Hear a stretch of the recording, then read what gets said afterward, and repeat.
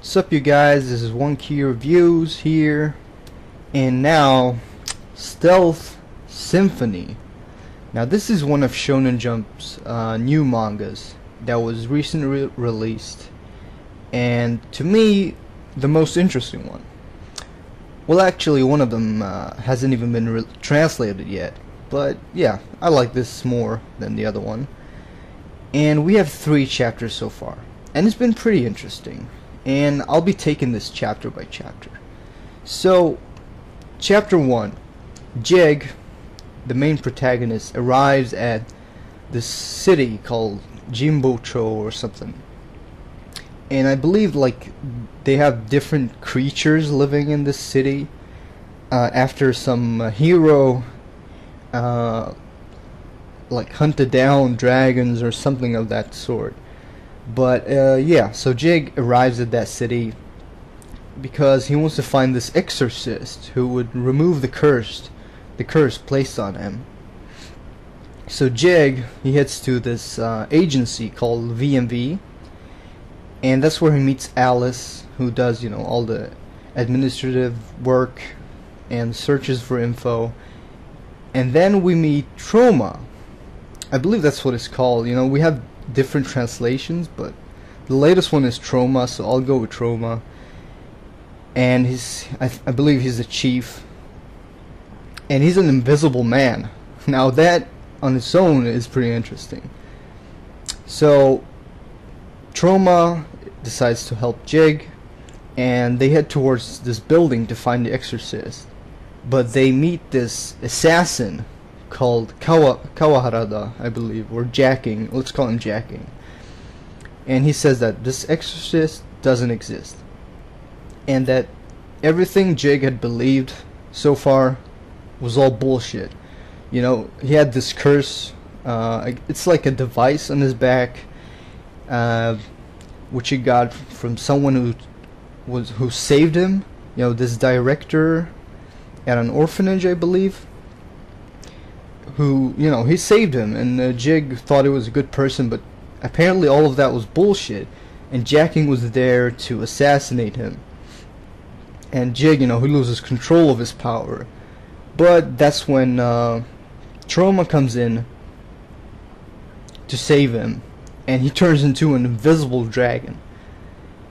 And the first chapter was longer than the usual weekly release, but it's understandable since it's the very first chapter. I thought Jig was okay. You know, he wants to remove the curse on his back, this heirloom, and doesn't want to hurt people. And that heirloom is a pretty neat device, protecting him like that. But you know, his reasons to remove it, it's understandable for sure. But Troma was more interesting, obviously. You know, he's invisible, and that ending with him turning into a dragon was pretty damn, you know, it got me excited for sure. And you know, he turned out to be one of those dragons that can turn into humans. And he doesn't have any goals or dreams himself, so there's a lot to see of this character, you know, how he's gonna develop.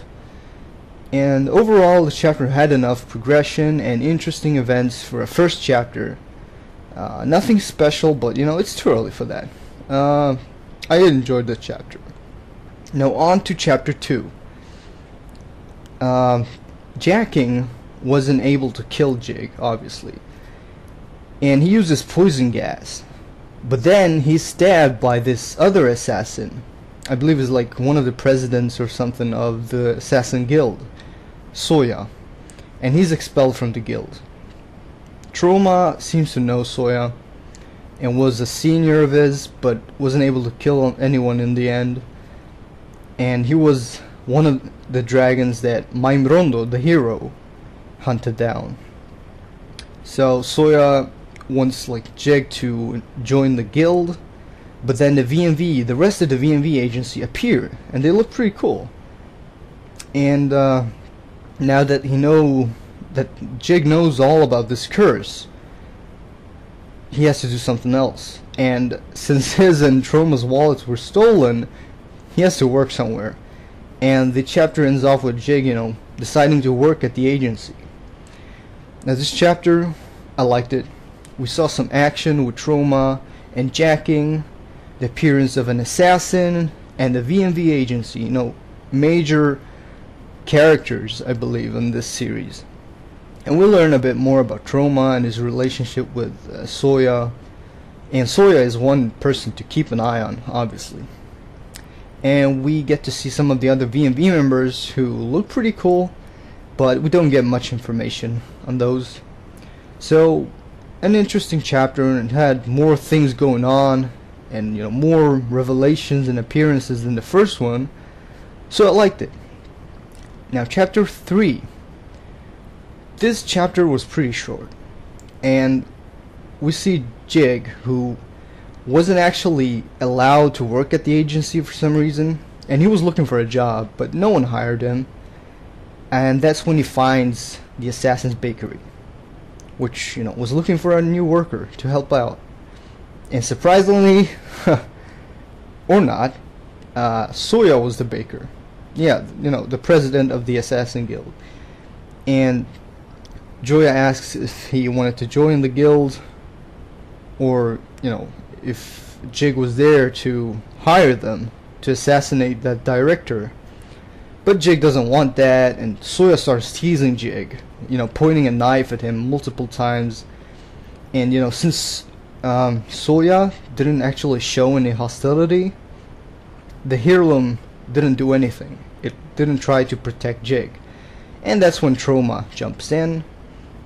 Troma and Souya have this kind of friendly clash, I guess you could say, kind of funny.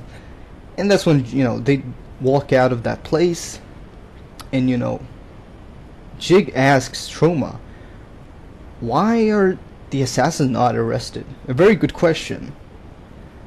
But then we see Souya finishing off this giant golem creature, and that pretty much explains it, you know. The assassins take care of enemies for the city and for the mayor, but they don't leave evidence either. So, you know, people don't know what they actually do. They can't prove it. And then the chapter ends off with this mysterious group watching Jig. A very simple and very short chapter. And I mean really short. It was about like 13 pages. And I don't really know if it's because they released like 2 chapters at once in the magazine as well. But whatever. Pretty short chapter.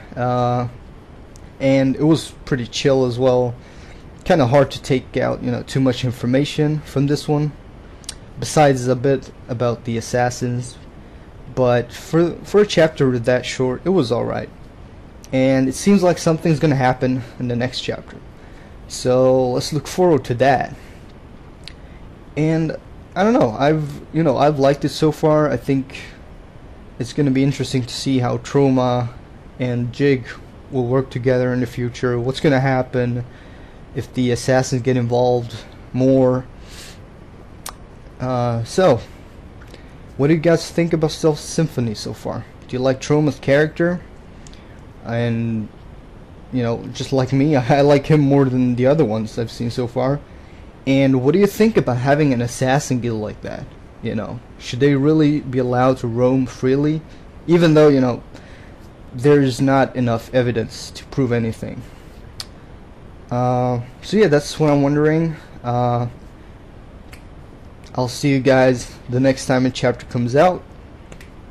Peace.